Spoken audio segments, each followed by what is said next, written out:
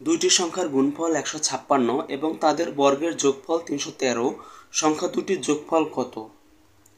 তো এখানে সংখ্যা দুটি কোনটি সেটা আমরা জানি না, তো আমরা ধরব সংখ্যা দুটি হচ্ছে x এবং হচ্ছে y।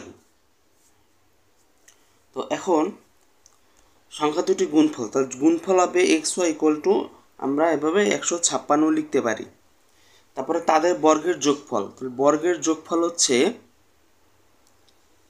x² y² যোগ y² = 313, এভাবে আমরা লিখতে পারি। তো এখানে সংখ্যা দুটির যোগফল বের করার জন্য আমাদের একটা সূত্র প্রয়োগ করতে হবে। সূত্রটা হচ্ছে x - y²। এই সূত্রটা আমরা জানি। তো এটা ভাঙলে হবে, এটা ভাঙলে আমরা পাবো, এখানে আমরা প্লাস দিয়ে লিখি, ভাঙলে আমরা পাবো x² + 2xy + y²। তো এখানে x² y²টা আমরা পাশাপাশি আনি, তারপর 2xyটা এক সাইডে নেই, তারপর এখানে x² + y² এর সূত্র হলো 313 মান বসালাম, তারপর 2 গুণ xy এর মান হচ্ছে 156 বসালাম। তো এখানে আমরা ক্যালকুলেশন করে পাবো 625।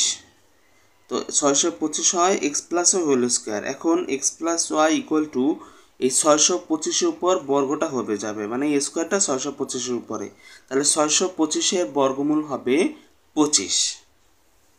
তো এখন এখানে আমরা পেলাম x + y এর মান হচ্ছে 25। এরপরে এখানে প্রশ্ন আমরা দেখি, প্রশ্ন বলেছে সংখ্যা দুটির যোগফল কত। তো এখানে সংখ্যা দুটি হচ্ছে আমাদের x এবং y, তাহলে এই দুইটি সংখ্যার যোগফল হচ্ছে 25।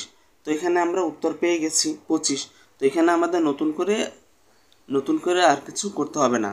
যদি বলতো x এবং y এর মান কত, তখন আমরা সমীকরণ 1 2 বানিয়ে যোগ করে আমরা x এবং y এর মান আলাদা বের করতে পারতাম, কিন্তু এখন আমাদের এখানে সেটা করার প্রয়োজন নাই।